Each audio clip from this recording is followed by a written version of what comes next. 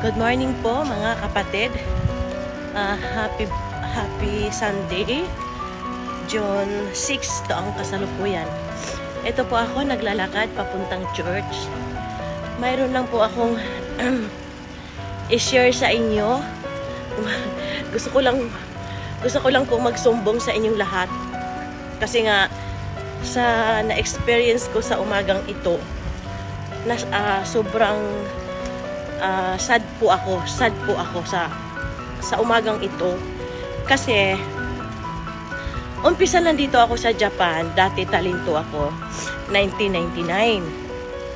So anong year na ngayon? So 2025. So medyo matagal na rin ako dito sa Japan. Sa tagal ko na dito sa Japan, ngayong umaga ko lang po talaga na experience ang magbayad ka ng 160 yen para lang mag-CR ka. Alam niyo po, nadismaya po talaga ako as in. Alam niyo po, nagalit talaga ako kasi nga bakit ako magbayad ng 160 yen? Opo, sa totoo lang po, napakaliit na halaga na yan yung 160 yen. Ang sa akin po, hindi po sa pera ang ibig kong sabihin. Yung, kumbaga sa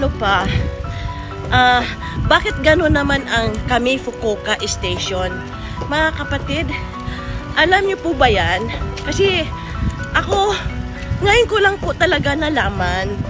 Kasi kanina kasi pupong-pupo na ako. Nainis kasi ako sa aking puwet. Kasi walang pinipiling lugar to. Pag gusto niyang mag-deposit, talagang kahit saan gusto niya, hindi ko mapigilan. Yung kanina, nagpunta ako ng Yoshinoya. Nag-breakfast ako doon. Matagal din ako sa Yoshinoya. Kaso nga lang, wala namang signal ang aking puwet na mag-deposit siya. So ngayon, ang ginawa ko, nagpunta ako ng Tobo. Kasi nga, bumili ako ng tubig. Tapos, nung naglagay na ako ng mga bilihin sa aking basket, ang nangyari, biglang nag-aburido yung yung puwet ko, gusto niya mag-deposit. Alam niyo po yung gustong-gusto mo na mag-deposit na hindi mo na talaga mapigilan. Pigil na ako. Tapos, kasi ang pagkakaalam ko dyan sa Tobo, dyan sa 3rd floor, mayroong toilet. Kaso nga lang, yung tinanong kong staff doon sa Tobo, kung ang toilet, anong oras mag-open, 10:00 pa ng umaga. So ngayon, sabi ko doon sa staff ng Tobo, balikan ko yung yung kaymono, yung pinamili ko. Hindi kasi wala na akong time na magbayad. Kasi nga, hindi na talaga kaya. Hindi na talaga kaya ng aking puwet. Gusto na talaga niya mag-deposit. Kaya nga, sabi ko, balik na lang ako. So ngayon, ang ginawa ng staff ng tawag nito, Tobo, kinip niya yung yung pinamili ko sa basket. So ngayon, takbo ako papuntang station ng kami Fukuoka kasi nga may toilet doon. So ngayon, kasi dati naman talaga ako yung nagto-toilet tapos wala namang bayad. Tapos sabi ko doon sa staff doon sa sa ticket doon sa kami Fukuoka station. Sabi ko, mama, sir, pwede pa akong maki-CR? Alam niyo po kung anong sagot sa akin? Magbayad po kayo ng 160. Akala ko nagbibiro lang. Sabi ko, ha? Bakit? Kasi hindi ka sasakay ng train. Sabi ko, sir, ganito po. Pupunta ako ng Kawagowishi. Kaso nga lang, hindi ko na kaya yung puwet ko. Gusto na talaga mag-deposit. Please, pasiarin niyo po ako. Kasi nga, mamaya, sasakay ako ng train. Sabi niya, di ngayon, sumakay ka na. Sabi ko, hindi po pwede. Kasi nga, mayroon akong, pinabi ko, Kasi nga, mayroon akong pinamili doon sa Tobo. Hindi ako nakabayad kasi nga, gustong-gusto na mag-deposit ang aking puwet. Alam niyo po, ang sabi niya ay hindi pwede. Kung gusto mo mag-toilet, punta ka doon sa Kuban. Eh, yung Kuban, ang layo pa. Naku, hindi ko na po kaya. Talagang lalabas na talaga siya. So ngayon, ang ginawa ko, sabi ko pa, sige, magbayad na lang ako ng 160 kasi hindi ko na talaga kaya dahil gusto na talaga mag-deposit ang aking puwet. Kasi nga, ang gusto niyang mangyari, magbayad ako ng 160. Eh, sabi niya, ay di bumili ka ng bili daw ako ng ticket na 160. Eh, di napunta na naman ako doon sa bilihan ng ticket.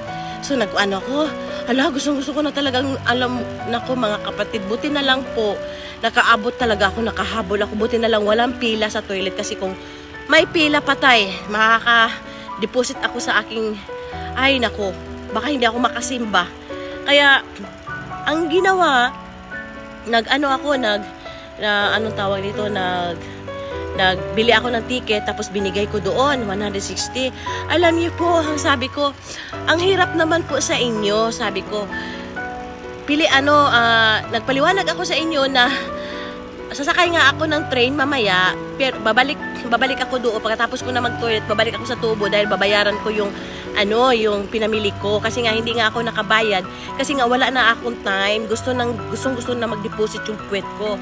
Tapos hindi kayo nakinig sa aking paliwanag kasi gusto nyo, magbayad ako ng 160. Sabi ko, alam niyo po, wala sa akin yan eh. Maliit na halaga lang yung 160, sabi ko. Ang sa akin lang, dapat makikinig kayo sa reason ng kami mga tao, kami mga yung sumasakay ng train. Sabi ko, ipapakita ko naman sa inyo kung paano ako sasakay ng train mamaya eh. Sabihin ko sa iyo, ito, sasakay na ako ng train. Ang sa akin lang, gusto ko lang mag-CR. Alam niyo po, galit na galit talaga ako. Eh, yung may matanda doon na babae, sabi ko, alam niyo po ba? Sabi ko, Onisang, alam niyo pa ba dito sa kami Fukuoka Station?